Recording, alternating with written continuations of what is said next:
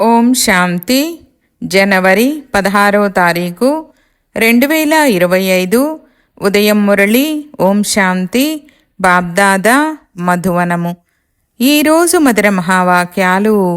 బాబా చెప్తున్నారు, మధురమైన పిల్లలు, స్మృతి చార్టును రాయండి. ఎంతెంత స్మృతిలో ఉండే అలవాటు అవుతూ ఉంటుందో అంతంతగా పాపాలు తొలగిపోతూ ఉంటాయి. కర్మాతీత స్థితి సమీపానికి వస్తూ ఉంటుంది. ప్రశ్న: చార్టు సరిగ్గా రాశామా లేదా అని ఏ 4 విషయాల ద్వారా తెలుసుకోవచ్చు? జవాబు: 1 వ్యక్తి, 2 నడవడిక, 3 సర్వీసు, 4 ఖుషి. బాబ్దాదా ఈ 4 విషయాలను చూసి వీరి చార్టు సరిగ్గా ఉందా లేదా అని తెలియజేస్తారు.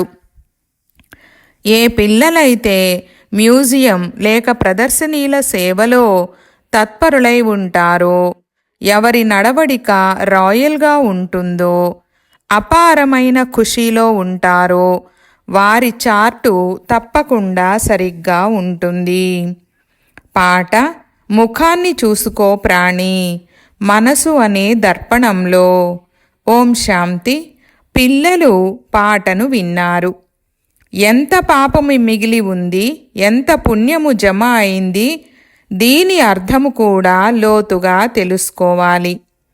అనగా సతోప్రధానంగా అయ్యేందుకు ఆత్మకు ఇంకా ఎంత సమయం ఉంది, ఇప్పుడు ఎంతవరకు పావనంగా అయ్యారు, ఇది అర్థం చేసుకోగలరు కదా. మేము 2-3 గంటలు స్మృతిలో ఉన్నామని కొంతమంది, 1 గంట స్మృతిలో ఉన్నామని కొంతమంది చార్టును రాస్తారు. ఇది చాలా తక్కువ స్మృతి చేసినట్లయితే పాపాలు తక్కువగా సమాప్తమవుతాయి. ఇప్పుడింకా సమాప్తము కాని పాపాలు చాలా ఉన్నాయి కదా. ఆత్మనే ప్రాణి అని అంటారు. ఇప్పుడు తండ్రి చెప్తున్నారు, ఓ ఆత్మ, ఈ లెక్కలో ఎన్ని పాపాలు సమాప్తమై ఉంటాయని స్వయాన్ని ప్రశ్నించుకోండి. మేము ఎంతవరకు పుణ్యాత్మలుగా అయ్యామనేది చార్టు ద్వారా తెలుస్తుంది. కర్మాతీత స్థితి అయితే అంతిమంలో వస్తుందని తండ్రి అర్థం చేయించారు. స్మృతి చేస్తూ అలవాటైపోతుంది. అప్పుడు ఎక్కువ పాపాలు సమాప్తమవుతూ ఉంటాయి. మేము బాబా స్మృతిలో ఎంతవరకు ఉన్నామని స్వయాన్ని పరిశీలించుకోవాలి. ఈ విషయంలో గొప్పలు చెప్పుకోవలసిన అవసరము లేదు. ఇది మిమ్మల్ని మీరు చెక్ చేసుకునేందుకే. బాబాకు మీ చార్టు రాసి ఇచ్చినట్లయితే ఈ చార్టు సరిగ్గా ఉందా లేదా అని బాబా వెంటనే తెలియజేస్తారు. వ్యక్తి నడవడికలు, సర్వీసు, ఖుషీని చూసి వీరి చార్టు ఎలా ఉందో బాబా వెంటనే అర్థం చేసుకుంటారు. క్షణక్షణము స్మృతి ఎవరికి ఉంటుంది? ఎవరైతే మ్యూజియం మరియు ప్రదర్శనీ సేవలో ఉంటారో వారికి ఉంటుంది. మ్యూజియంలోకి అయితే పూర్తి రోజంతా వస్తూ పోతూ ఉంటారు. ఢిల్లీలో అయితే చాలామంది వస్తూ ఉంటారు. క్షణక్షణము తండ్రి పరిచయాన్ని ఇవ్వవలసి ఉంటుంది. వినాశనమయ్యేందుకు కొన్ని సంవత్సరాల సమయమే ఉందని ఎవరికైనా చెప్పారనుకోండి, ఇది ఎలా సాధ్యమని వారడుగుతారు. వెంటనే ఇది మేము చెప్పడం లేదు, భగవాను వాచ అని చెప్పండి. భగవంతుని వాక్యాలు తప్పకుండా సత్యంగానే ఉంటాయి కదా అని చెప్పండి. అందుకే మాటిమాటికి ఇది శివబాబా శ్రీమతమని చెప్పండి.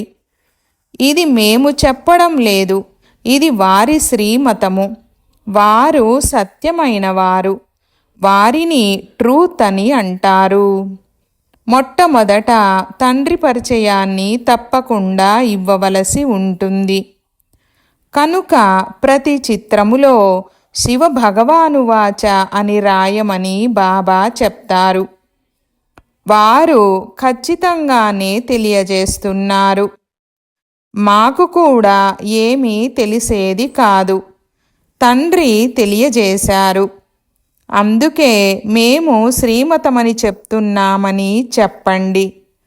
అప్పుడప్పుడు వార్తాపత్రికలలో కూడా వినాశనము త్వరగా జరుగుతుందని, ఫలానా వారి భవిష్యవాణి అని చెప్తూ ఉంటారు. ఇప్పుడు మీరు అనంతమైన తండ్రికి పిల్లలుగా అయ్యారు. ప్రజాపిత బ్రహ్మకుమారి కుమారులు చాలామంది ఉన్నారు కదా. మేము బేహద్ తండ్రి పిల్లలమని మీరు తెలుపుతారు. వారే పతిత పావనులు, జ్ఞానసాగరులు. మొదట ఈ విషయాన్ని అర్థం చేయించి పక్కాగా చేసిన తర్వాత ముందుకు వెళ్ళాలి. యాదవులు, కౌరవులు మొదలైన వారు వినాశకాలే విపరీత బుద్ధి గలవారని శివబాబా చెప్పారు. శివబాబా చెప్పారని చెప్తూ ఉంటే అందులో పిల్లలకు కూడా కళ్యాణముంది. ఎందుకంటే శివబాబానే స్మృతి చేస్తూ ఉంటారు. తండ్రి మీకు ఏం అర్థం చేయిస్తారో దానిని మీరు ఇతరులకు అర్థం చేయిస్తూ ఉండండి. అలా చేస్తే సర్వీసు చేసేవారి చార్టు బాగా ఉండి ఉంటుంది. పూర్తి రోజులో 8 గంటలు సర్వీసులో బిజీగా ఉంటారు. 1 గంట విశ్రాంతి తీసుకుంటూ ఉండవచ్చు. అయినా 7 గంటలు సర్వీసులో ఉంటారు కదా. కనుక వారి వికర్మలు చాలా వినాశనమై ఉంటాయని అర్థం చేసుకోవాలి. చాలామందికి క్షణక్షణము తండ్రి పరిచయాన్ని ఇస్తారు. కనుక తప్పకుండా అలాంటి సేవాధారి పిల్లలు తండ్రికి కూడా ప్రియమనిపిస్తారు. వీరు చాలామంది కళ్యాణము చేస్తారని తండ్రి గమనిస్తారు. రాత్రి పగలు వారికి చాలామంది కళ్యాణము చేయాలనే చింత ఉంటుంది. చాలామందికి కళ్యాణము చేయడం అనగా స్వయం కళ్యాణం చేసుకోవడమే. ఎవరైతే చాలామందికి కళ్యాణము చేస్తారో వారికే స్కాలర్షిప్ కూడా లభిస్తుంది. పిల్లలకైతే ఇదే వ్యాపారము. టీచరుగా అయ్యి చాలామందికి దారి చూపాలి. మొదట ఈ జ్ఞానాన్ని పూర్తిగా ధారణ చేయాల్సి ఉంటుంది. ఎవరి కళ్యాణము చేయకుంటే వీరి భాగ్యములో లేదని భావించబడుతుంది. బాబా, మమ్మల్ని ఉద్యోగం నుండి విడిపించండి, మేము ఈ సర్వీసులో తత్పరులవుతామని పిల్లలు అంటారు. వీరు సర్వీసుకు యోగ్యులు, బంధనముక్తులుగా కూడా ఉన్నారని బాబా కూడా గమనిస్తారు.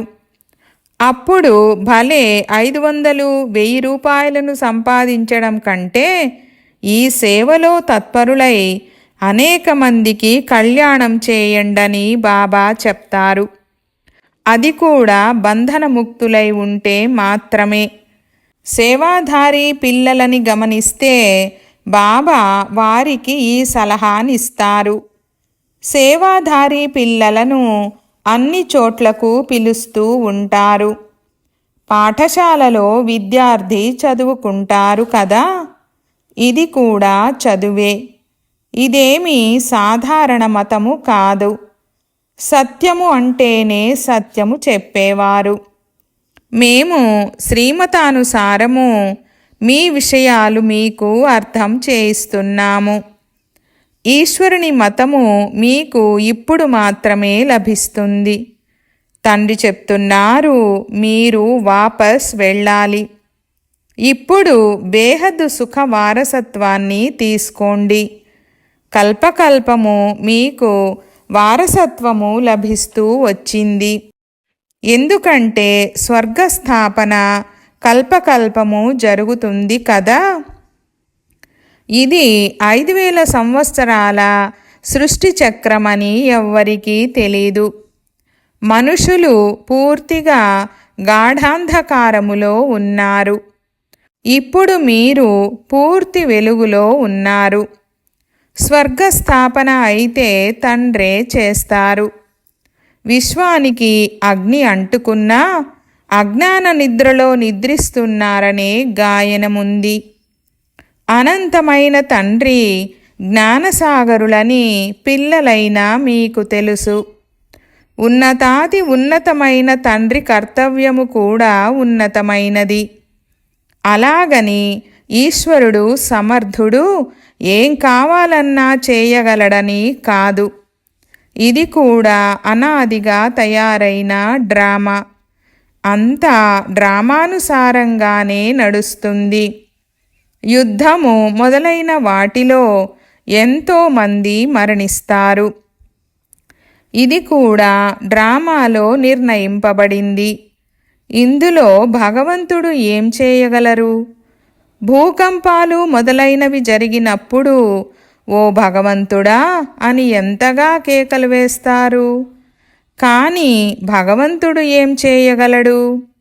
వచ్చి వినాశనము చేయండని మీరే భగవంతుణ్ణి పిలిచారు.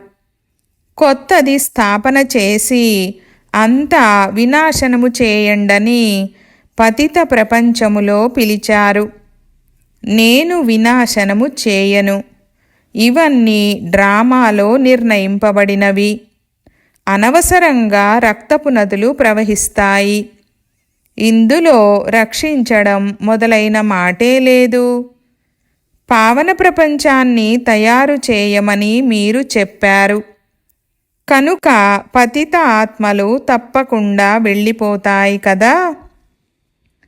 కొందరైతే అసలు ఏమీ అర్థం చేసుకోరు. శ్రీమతం అర్థం కూడా తెలీదు. భగవంతుడనగా ఎవరో కూడా అర్థము చేసుకోరు. ఎవరైనా పిల్లలు బాగా చదువుకోకపోతే నీతి రాతి బుద్ధని తల్లిదండ్రులు అంటారు. సత్యయుగములో అయితే అలా అనరు. కలియుగంలో ఉండేవారే రాతి బుద్ధి గలవారు. ఇక్కడ ఎవ్వరికి బంగారు బుద్ధి ఉండదు. ఈ రోజుల్లో మనుషులు ఏమేం చేస్తూ ఉంటారో చూడండి. ఒక గుండెను తీసి మరొక గుండెను అమరుస్తారు. మంచిది, ఇంత శ్రమపడి ఇది చేశారు, కానీ దీని వలన లాభమేమిటి? ఇంకా కొన్ని రోజులు ఎక్కువగా జీవిస్తారు, అంతే కదా. చాలామంది క్షుద్ర విద్యలు నేర్చుకొని వస్తారు. దాని వలన లాభము ఏమీ ఉండదు. మమ్మల్ని వచ్చి పావన ప్రపంచానికి అధికారులుగా చేయండి. మేము పతిత ప్రపంచంలో ఉంటూ చాలా దుఃఖితులుగా అయ్యామని భగవంతుణ్ణి స్మృతి చేస్తారు. సత్యయుగంలో ఏ అనారోగ్యము మొదలైన దుఃఖమునిచ్చే మాటలే ఉండవు. ఇప్పుడు తండ్రి ద్వారా మీరు ఎంత ఉన్నత పదవిని పొందుతారు. ఇక్కడ కూడా మనుషులు చదువు ద్వారానే ఉన్నతమైన డిగ్రీలను పొందుతారు. చాలా సంతోషంగా ఉంటారు. ఇది ఇక కొద్ది రోజులే ఉంటుందని పిల్లలైన మీకు తెలుసు. పాపాల భారమైతే తలపై చాలా ఉంది. చాలా శిక్షలు అనుభవిస్తారు. స్వయాన్ని పతితులమని చెప్పుకుంటారు కదా. వికారాలలోకి వెళ్ళడం పాపమని భావించరు. పాపాత్ములుగా అవుతారు కదా. గృహస్థ ఆశ్రమము అనాదిగా వస్తోందని అంటారు. సత్యత్రేతాయుగాలలో పవిత్ర గృహస్థ ఆశ్రమము ఉండేదని అర్థం చేయించబడుతుంది. పాపాత్మలు అక్కడ ఉండరు. ఇక్కడ పాపాత్మలుగా ఉన్నారు. అందుకే దుఃఖితులుగా ఉన్నారు. ఇక్కడ అల్పకాల సుఖముంది. అనారోగ్యము వచ్చిందంటే మరణిస్తారు. మృత్యువైతే నోరు తెరుచుకొని నిలబడి ఉంది. అకస్మాత్తుగా గుండె ఫెయిల్ అవుతుంది. ఇక్కడి సుఖము కాకిరెట్టతో సమానమైనది. అక్కడ మీకు అపారమైన సుఖముంటుంది. మీరు పూర్తి విశ్వానికి అధికారులుగా అవుతారు. ఏ విధమైన దుఃఖము ఉండదు, వేడి ఉండదు, చలి ఉండదు. సదా వసంత ఋతువు ఉంటుంది. తత్వాలు కూడా సక్రమంగా ఆర్డర్లో ఉంటాయి. స్వర్గమంటే స్వర్గమే. రాత్రికి పగలుకు ఉన్నంత వ్యత్యాసముంది. మీరు స్వర్గస్థాపన చేసేందుకే తండ్రిని పిలుస్తారు. వచ్చి పావన ప్రపంచాన్ని చేయండి, మమ్మల్ని పావనంగా చేయండని పిలుస్తారు. కనుక ప్రతి చిత్రముపై శివభగవానువాచ అని రాయబడి ఉండాలి. దీని ద్వారా క్షణక్షణము శివబాబా గుర్తుకొస్తారు. జ్ఞానము కూడా ఇస్తూ ఉంటారు. మ్యూజియం లేక ప్రదర్శనీ సర్వీసులో జ్ఞానము, యోగము రెండూ తోడుగా నడుస్తాయి. స్మృతిలో ఉండడం వలన నశ పెరుగుతుంది. మీరు పావనంగా అయ్యి విశ్వమంతటిని పావనంగా చేస్తారు. మీరు ఎప్పుడైతే పావనంగా అవుతారో అప్పుడు సృష్టి కూడా పావనమైనదే కావాలి. చివర్లో ఖయామత్ సమయమైనందున అందరి లెక్కాచారాలు తీరిపోతాయి. మీ కొరకు నేను నూతన సృష్టిని ప్రారంభం చేయవలసి ఉంటుంది. మళ్ళీ శాఖలు తెరుస్తూ ఉంటారు. పవిత్రంగా తయారు చేసేందుకు నూతన ప్రపంచమైన సత్యయుగానికి పునాది తండ్రి తప్ప ఇతరులెవ్వరూ వెయ్యలేరు. కనుక అలాంటి తండ్రిని స్మృతి కూడా చెయ్యాలి. మీరు మ్యూజియం మొదలైన వాటి ప్రారంభోత్సవము గొప్ప వ్యక్తులతో చేయిస్తే సందేశము వ్యాపిస్తుంది. ఇక్కడకు వీరు కూడా వస్తున్నారని మనుషులు భావిస్తారు. మీరు రాసి ఇవ్వండి, మేము మాట్లాడతామని కొందరంటారు. అది కూడా తప్పే అవుతుంది. బాగా అర్థం చేసుకొని మాట్లాడితే చాలా మంచిది. కొందరు ఖచ్చితంగా ఉండాలని రాసుకొని చదివి వినిపిస్తారు. పిల్లలైన మీరు ఓరల్గా అర్థం చేయించాలి. ఆత్మలైన మీలో జ్ఞానమంతా ఉంది కదా. మీరు జ్ఞానాన్ని మళ్ళీ ఇతరులకు ఇస్తారు. ప్రజలు వృద్ధి అవుతూ ఉంటారు. జనసంఖ్య కూడా పెరుగుతూ ఉంటుంది కదా. అన్ని వస్తువులు పెరుగుతూ ఉంటాయి. వృక్షమంతా శిథిలావస్థకు వచ్చింది. మన ధర్మము వారు ఎవరైతే ఉంటారో వారు బయటకు వస్తారు. నెంబర్ వారుగా అయితే ఉంటారు కదా. అందరూ ఒకే విధంగా చదవలేరు. 100కి 1 మార్కు తెచ్చుకునేవారు కూడా ఉన్నారు. ఏ కొద్దిగా విన్నా 1 మార్కు లభించినా స్వర్గంలోకి వచ్చేస్తారు. ఇది కూడా బేహద్ చదువు. దీనిని బేహద్ తండ్రి మాత్రమే చదివించగలరు. ఈ ధర్మానికి చెందిన వారెవరైతే ఉన్నారో వారు వెలికి వస్తారు. మొదట అందరూ తమ ఇల్లైన ముక్తిధామానికి వెళ్ళాలి. తర్వాత నెంబర్ వారుగా వస్తూ ఉంటారు. కొందరు త్రేతాయుగ అంతిమము వరకు వస్తూ ఉంటారు. భలే బ్రాహ్మణులుగా అవుతారు. కానీ బ్రాహ్మణులందరూ సత్యయుగంలోకి రారు. కొందరు త్రేతాయుగము అంతిమము వరకు వస్తూనే ఉంటారు. ఇవి అర్థం చేసుకోవలసిన విషయాలు. రాజధాని స్థాపన అవుతూ ఉందని బాబాకు తెలుసు. అందరూ ఒకే విధంగా ఉండరు. రాజ్యంలో అన్ని వెరైటీలు కావాలి. ప్రజలను బయటివారని అంటారు. అక్కడ మంత్రులు మొదలైన వారి అవసరముండదని బాబా అర్థం చేయించారు. వారికి శ్రీమతము లభించింది. దానితోనే ఇలా లక్ష్మీనారాయణులుగా అయ్యారు. వారు ఎవరి సలహా తీసుకోవాల్సిన అవసరం ఉండదు. మంత్రులు మొదలైన వారు ఎవ్వరూ ఉండరు.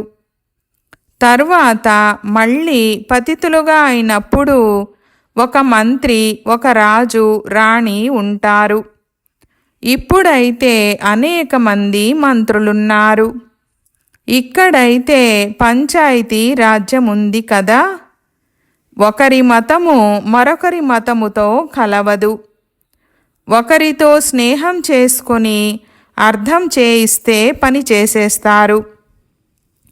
ఇంకొకరు వస్తే అతనికి అర్థం కాకుంటే ఆ పనిని ఇంకా పాడు చేసేస్తారు. ఒకరి బుద్ధి మరొకరితో కలవదు. అక్కడ మీ మనోకామనలన్నీ పూర్తవుతాయి. ఇక్కడ మీరు ఎంత దుఃఖాన్ని అనుభవించారు. దీని పేరే దుఃఖధామము. భక్తి మార్గములో ఎన్ని ఎదురు దెబ్బలు తిన్నారు. ఇది కూడా డ్రామా. ఎప్పుడైతే దుఃఖితులుగా అవుతారో అప్పుడు తండ్రి వచ్చి సుఖ వారసత్వాన్ని ఇస్తారు. తండ్రి మీ బుద్ధిని ఎంతగా వికసింపజేశారు. ధనవంతులకు ఇది స్వర్గము, పేదలకు నరకమని మనుషులు అంటారు. స్వర్గమని దేనినంటారో మీకు యథార్థంగా తెలుసు. సత్యయుగంలో ఎవ్వరూ దయాసాగరా అని పిలవరు. ఇక్కడ దయచూపండి, ముక్తినివ్వండి, దయచూపండని పిలుస్తారు. తండ్రే అందరినీ శాంతిధామము, సుఖధామానికి తీసుకెళ్తారు. అజ్ఞాన కాలంలో మీకు కూడా ఏమీ తెలిసేది కాదు. ఎవరైతే నెంబర్ 1 తమోప్రధానంగా ఉంటారో వారే మళ్ళీ నెంబర్ 1 సతోప్రధానంగా అవుతారు. ఇతడు తన గొప్పలు చెప్పుకోవడం లేదు. గొప్పతనమంతా ఒక్క తండ్రిది మాత్రమే. లక్ష్మీనారాయణులను కూడా అలా తయారు చేసేది వారే కదా. భగవంతుడు అత్యంత ఉన్నతమైనవారు. వారు ఉన్నతంగానే చేస్తారు. అందరూ ఉన్నతంగా అవ్వలేరని బాబాకు తెలుసు. అయినా పురుషార్థము చేయవలసి వస్తుంది. ఇక్కడకు మీరు నరుని నుండి నారాయణునిగా అయ్యేందుకే వస్తారు. బాబా, మేము స్వర్గ సామ్రాజ్యాన్ని తీసుకుంటాము. మేము సత్యనారాయణుని సత్యమైన కథను వినేందుకు వచ్చామని అంటారు. బాబా చెప్తారు, మంచిది, మీ నోట్లో గులాబ్ జామ్. కష్టపడండి. అందరూ లక్ష్మీనారాయణులుగా అవ్వలేరు. మీ రాజధాని స్థాపన అవుతూ ఉంది. రాజపరివారానికి, ప్రజల పరివారానికి చాలామంది కావాలి కదా. ఆశ్చర్యవంతులై వింటారు, అందరికీ చెప్తారు, వదిలి వెళ్ళిపోతారు. మళ్ళీ తిరిగి కూడా వస్తారు. ఏ పిల్లలైతే స్వయాన్ని ఏదో కొంత ఉన్నతి చేసుకుంటారో వారు పైకి వస్తారు. పేదవారే సమర్పణ అవుతారు. దేహసహితంగా వేరెవ్వరూ స్మృతి రారాదు. ఇది చాలా గొప్ప గమ్యము. ఒకవేళ ఏదైనా సంబంధము జోడింపబడి ఉంటే అది తప్పకుండా గుర్తు వస్తూ ఉంటుంది. తండ్రికి ఏది గుర్తుకొస్తుంది? పూర్తి రోజంతా బుద్ధి బేహద్దులోనే ఉంటుంది. ఎంత శ్రమ చేయవలసి ఉంటుంది? తండ్రి చెప్తారు, నా పిల్లలలో కూడా ఉత్తములు, మధ్యమమైన వారు, కనిష్ఠులు ఉన్నారు. ఇతరులెవరైనా వస్తే వారు పతిత ప్రపంచము వారని కూడా అర్థమవుతుంది. అయినా యజ్ఞసేవ చేస్తున్నారు కనుక గౌరవము ఇవ్వవలసి ఉంటుంది. తండ్రి యుక్తియుక్తుడు కదా.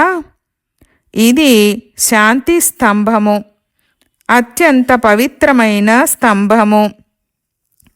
ఇక్కడ అత్యంత పవిత్రమైన తండ్రి వచ్చి కూర్చొని పూర్తి విశ్వాన్ని పవిత్రంగా చేస్తారు. ఇక్కడకు పతితులెవ్వరూ రాలేరు. కానీ తండ్రి చెప్తారు, పతితులందరినీ పావనంగా చేసేందుకే నేను వచ్చాను. ఈ ఆటలో నా పాత్ర కూడా ఉంది. మంచిది.